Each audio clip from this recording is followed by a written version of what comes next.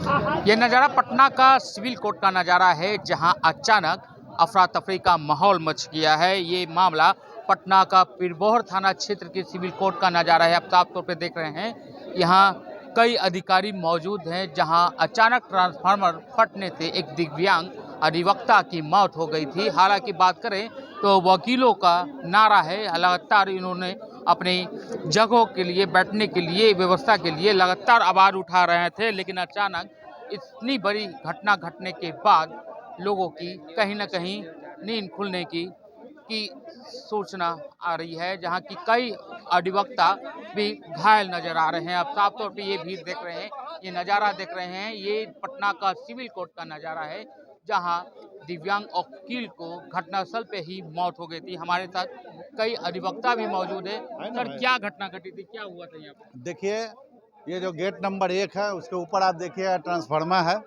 उसके नीचे अधिवक्ता लोग बैठते थे। सबसे बड़ा कारण ये है सर कि हमारा जो बिल्डिंग टूटा है, बिल्डिंग टूटने के बाद जो है विचलित व्यवस्था हुई, अधिवक्ताओं को बैठने की कोई समुचित व्यवस्था नहीं थी, जिसके कारण अधिवक्ता जो है इधर उधर बैठने लगे।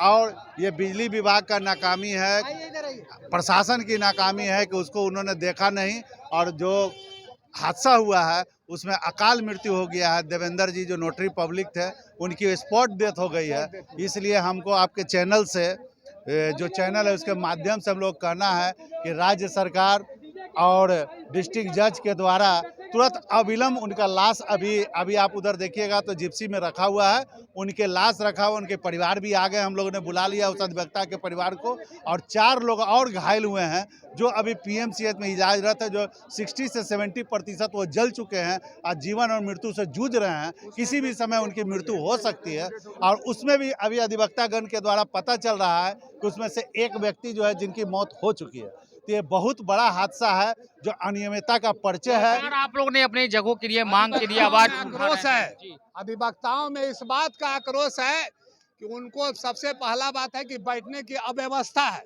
यहाँ इतनी कुरीतियां है जिसका कोई दामन नहीं है।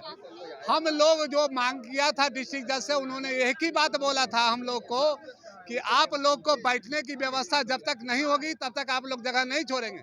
लेकिन यहाँ जो है जबरदस्ती उनको निकाल दिया गया, जिससे हम लोग रोड पर आ गए। रोड पर आने के वजह हुआ कि लोग ट्रांसफार्मर से, आज हमारे देवेंद्र जो नोटरी थे उनकी हत्या, माने स्पॉट डेथ हो गई जलने से। तो और उसके बाद हमारे 4 अधिवक्ता भाई मुंशी जो हैं, अभी और लोग जो सीरियस हैं, इंजर्ड है 70%, जो पीएमसीएच में उनका इलाजरत हो रहा है।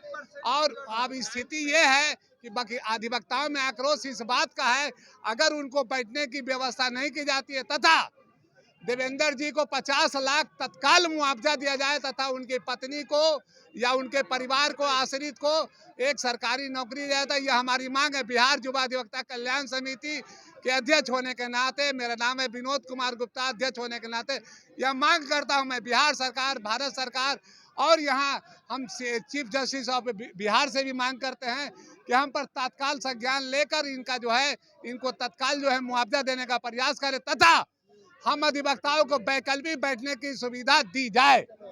यही हमारी मांग है। और अपनी मांगों को लेकर एक बात और कहनी है आपको कि अभी आप देखिएगा कि अभी तो ये हादसा हुई है, नया हादसा जो है वो परिणाम देने के लिए तैयार है, चूंकि अधिवक्ता को बैठने की जगह नहीं मिली है, और अपने पैसा से उन लोगों ने झोपड़ी वगैरह जो कर रहे हैं, वो फूस की झोपड़ी जो बना करके रह रहे हैं। किसी भी समय किसी भी असामाजिक तत्वों के द्वारा उस फूस में आग लगाया जा सकता है, अधिवक्ताओं के द्वारा फिर जो है अधिवक्ता पर एक दूसरा हादसा हो सकता है। इसलिए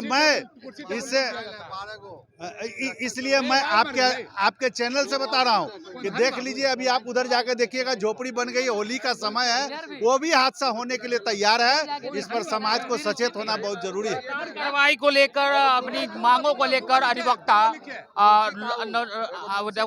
अपना बातों को रख रहे थे, लेकिन कहीं न कहीं उनकी बात कोई नहीं सुनी, और मौत उनके घर तक, उनके चौखट तक पहुंच गई है, और आज 2 की मौत हो गई है, और आज इनकी बारी है, तो कल पता नहीं किनकी बारी है। हमारे साथ सुशील रंजन अधिवक्ता भी हैं, उनसे भी मौजूद हैं, इनसे भी बात करने के साथ क्या हुआ था, कैसे क्या हुआ था। मैं ठीक गेट नंबर 1 के पास देवेंद्र राव बैठते हैं, अधिवक्ता की रहने की व्यवस्था नहीं है, और ठीक 5 मिनट बाद हम टिकट लेके थोड़ा दूर बढ़े थे तो बस विस्फोट हो गया, आग लग गया। तो देखिए कि देवेंद्र राव बुरी तरह झल गया। देवेंद्र राव पिरवानी के पास रहते थे, पहले से विकलांग थे और भाग नहीं पाए और जिस कारण से हादसा हो गई। और देवेंद्र राव में पुराने वकील हैं और उसमें से एक उनके मुंशी भी अभी जानकारी मिला कि वो भी मर गए। तो इस तरह कहीं ना कहीं लापरवाही डीएम एसपी की हुई है कि जो व्यवस्था नहीं रहने का, ठहरने का, रुकने का, तो फिर ऐसा व्यवस्था क्यों किया जाए। आज देखा जाए गंगा के किनारे खाली वकील बैठे हुए हैं, कहाँ व्यवस्था नहीं बैठने का। तो जब तक व्यवस्था नहीं करते तो बिल्डिंग क्यों तोड़ा गया। कल माननीय न्यायमूर्ति ने भी उदाहरण किया था, बिल्डिंग का उदाहरण किया था, तो उसके पहले उनको ध्यान आना चाहिए कि वकील कहाँ व्यस्त रहा, वो भी व्यवस्था नहीं किया। अभी शंकर जी भी आए थे उदाहरण के समारोह में, कई लोग आज दिखा जाए लेकिन किसी ने वकील की सुविधा नहीं ली।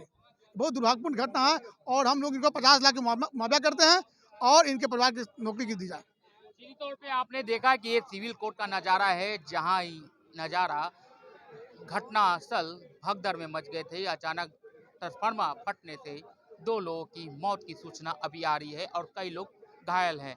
हालांकि बात करें तो लगातार अपनी मांगों को लेकर जो अधिवक्ता हैं वो अपनी मांगों को लेकर आवाज उठा रहे थे। लोगों को इंसाफ के लिए ये अधिवक्ता लड़ते हैं, लेकिन आज अपने ही इंसाफ को लेकर वो दल दल भटक रहे हैं। पटना से विवेक रॉय, पटना।